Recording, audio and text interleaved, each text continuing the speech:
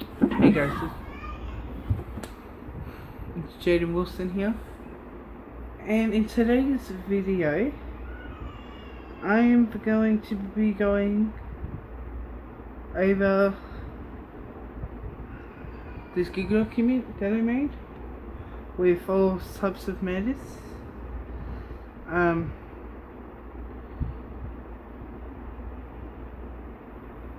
And the first one I'm going to go over is the murder of Sophie Hawkes. The murder of Sophie Hawkes was a widely reported child murder which took place in Llanduo, North Wales in July 1955. If I pronounce any of the names of the places wrong, it's because I'm not from England. I believe this happened. I'm not from there. I'm from Australia. So just want to get that out there. Okay. So I'm just going to read off this.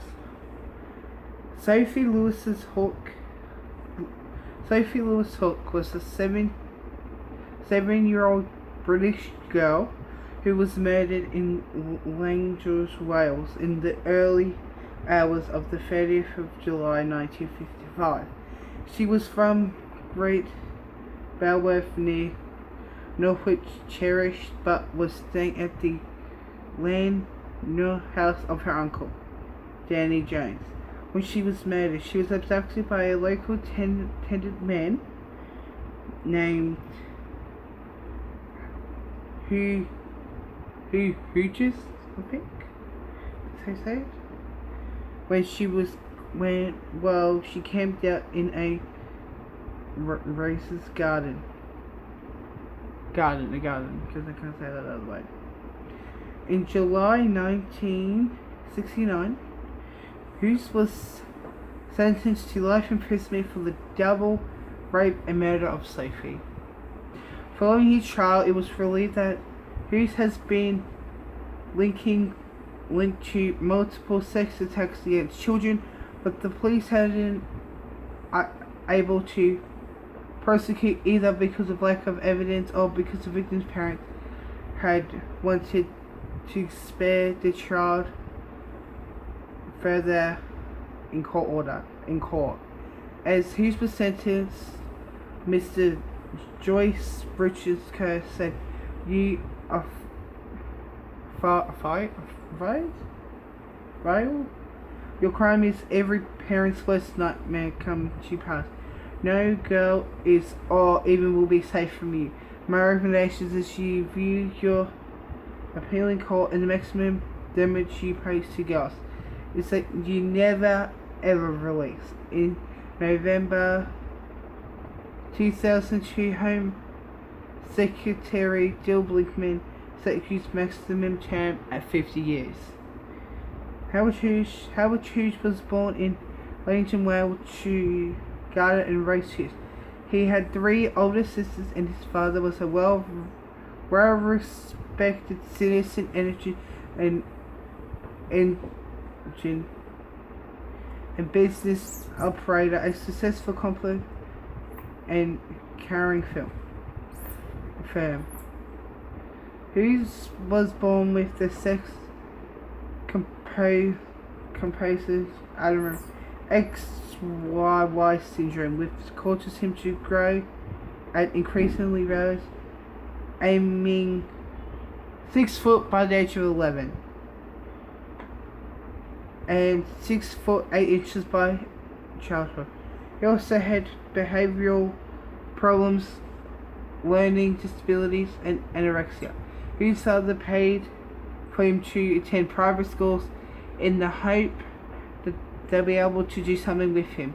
Due to his officer's vile behaviour, as he regularly lashed out at other pupils when he was rejected after just 2 terms by Wolfsford College at can't say that name. His father was unsuspectly offered to pay double the normal fees if they would keep him as a pupil. In 1975, age 10, Hughes was sent to Bank Hill, a residential school for educated suburban subnormal children in Kale Faith. Just in 1979, he transferred to Woodland Private School in Denver, Wales. Despite his parents paying extra privilege, Trish Hughes failed to gain any qualification.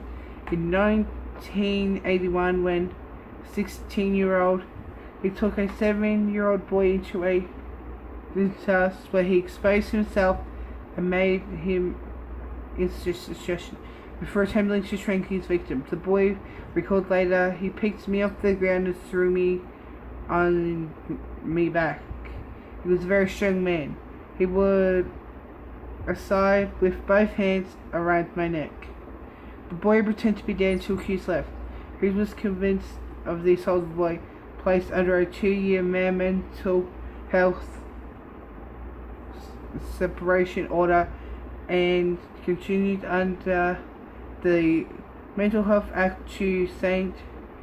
Andrew's Physical Hospital, normally followed by Grantham Hospital in Trust, a facility for the treatment of the mental often. On release, Hughes returned to live with his mother, recently listed for a brother in Courtwood, Wales.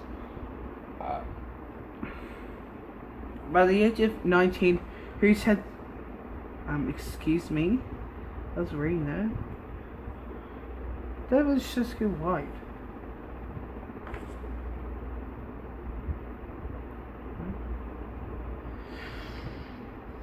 By the age of 19, Hughes had 17 convictions for assault, burglary, theft, criminal derangement, threatening behaviour, moaning office, and possession of weapons. He received 2 consecutive sentences before 1955.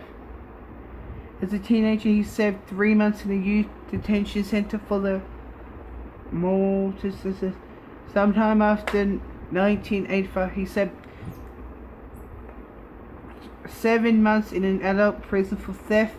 Who has been accused of innocent abusing girls aged 3, 5, and 9. Police revealed that during the 3 the murder of Sophie Hawkes, they interviewed him because it was 5 bought by or on the behalf of the kids in one case in 1969. So it's freaking stupid tablet, oh my god. Yeah.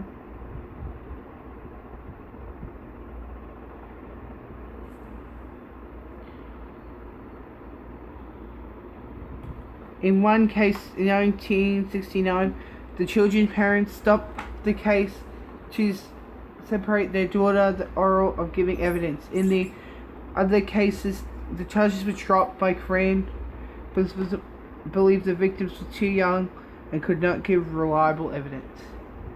Murder of Sophie Hawkes. On the 29th of July 1955, Sophie Hawkes was visiting relatives in Lancashire with her family to celebrate her cousin's birthday. During the afternoon, Sophie stripped to her underpants to play with the kids in an inflatable pool in the garden. Hughes is believed to have observed the kids during involving inclusions from a concrete point at Rachel's Path overlooked the property. Hughes was spotted in the area on his bicycle by several witnesses. He told one of them, a woman walking her dog, who seen him crouching in the bushes, that he was looking for money that he dropped from the barren path. Hughes would not be able to overhear the children's conversations and would be able to see what, and was aware that they were planning to spend the night in a tent in the garden. Later, he was believed to attempt to adopt 6-year-old Alex Robinson, who was doing handstands in the park less than 4-minute cycle ride from the garden, but the girl ran. At 12:20 a.m. on 3rd of July, one of the children decided to sleep in the house, although the other 3, including Sophie, fell aside. Sophie's uncle He was in the house, checked the kids at 12:40 before recruiting for the night, leaving the door open at the rear of the house in case any of them decided to come in. At 2:30 a.m., Sophie's cousin checked the time and noticed that Sophie was still in the tent asleep beside himself and her sister. At 2:25 a.m., Hughes was spoken by a police officer who saw him plowing the neighbor's parade when her cousin next woke at 7:45. He found Sophie was missing. The sleeping bag was on the grass outside and her favorite colored toy was still so sad. Having failed to locate her after searching the garden and surrounding fields, she was reported missing to police at 8:20 a.m. It is believed that Hughes has lifted Sophie, still asleep, in a sleeping bag from the tent at the sometime in the early hours of 30th of July. Her naked body was found washed up on the beach half a mile at 7:10 a.m. on the 30th of July, 1995, by a man walking his dog. Examined by Home Officer Physicist Dr. Danny White, it was that she had been subject to an attack involving chronical force, which resulted in her upright arm and ankle being broken. Her body was covered with bruises, consistently with the grin by the hand by child, and bruises around her face, her head and face, with convulsions, punching and slapping. She had suffered internally bleeding and had been violently raped and snoozed. The majority of her injuries were compounded to those normally suffered by people involved in major car crashes. All of the injuries were sustained while she was still alive. Dr. White said during the attack she had been in so much pain that she left teeth marks on both sides of her tongue and inside her upper lip. Death caused by mutual strangling, lasting up to 3 minutes, after which her body was thrown to the sea, probably after affected by the killer to wash any physical evidence near a hill called the Little Ocean at East Hill at Lindenwood. Her clothes, a pink and Winnie the Pooh night necklace and kicks, and a pair of dark and reversible shoes were never found at the time. A racing confirmed the murder inquiry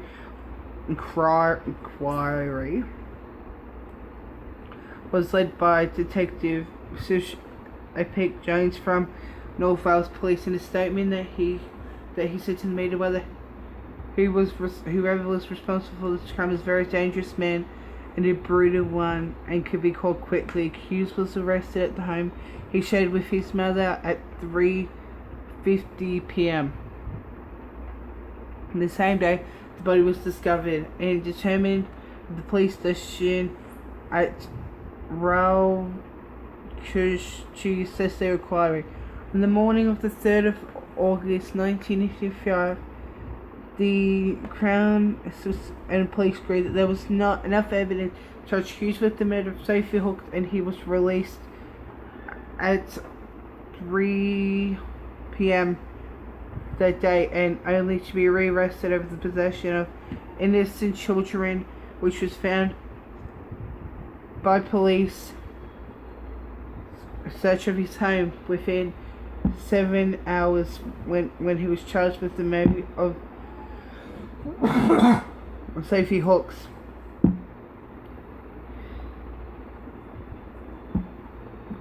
With the police statement, Christ that developed was on the basis of the further information, he was remained in custody to await his trial the following year.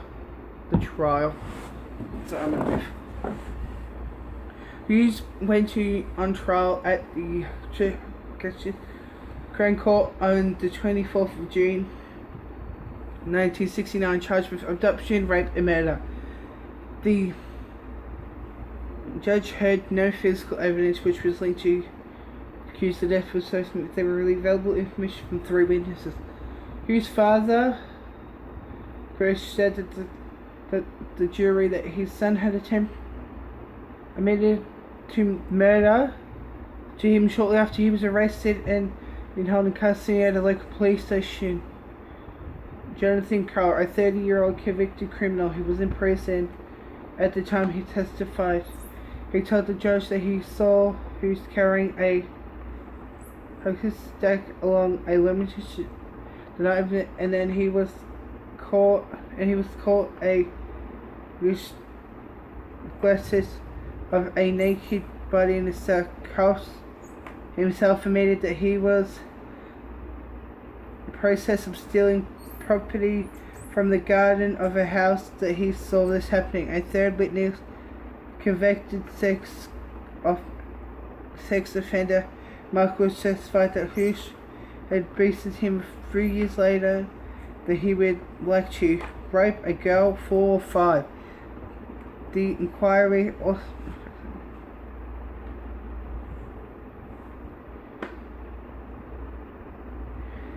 the judge also heard details of the injuries that Sophie had sustained in the attack, many of which were inflicted before she died. On the 18th of July 1996, the judge returned a guilty verdict on all 3 charges against Howard Hughes. The 31-year-old was then given 3 life sentences by trial judge Mr. Justice Court. He banned a friend and recommended that he should never be released from prison.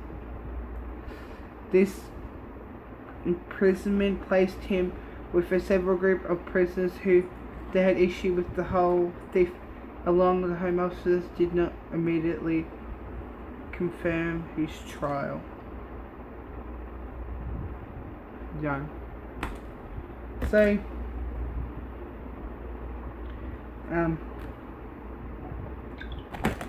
that was something. So anyway, so I think I want to turn this to a series. So the YouTuber called, I'll link in the description, Eleanor, I think her name. She covered this story way better than me, so I'll just link her video in the description, but I thought I'll just give it a crack. So I really hope that you enjoyed that. I actually have a couple more.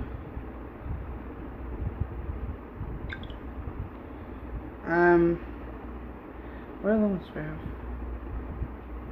have? The murder of Eliza Ingham.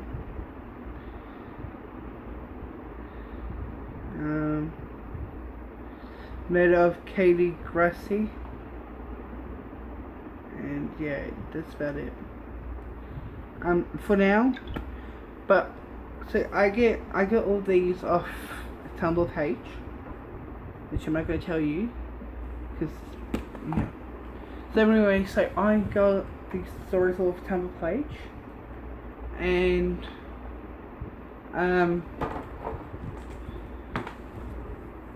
I actually want to go to that Tumblr page, read some more stories, read like do more videos out of that Tumblr. So I really hope you enjoyed that video. Please don't forget to comment and subscribe. Okay, I'll talk to you later. Bye.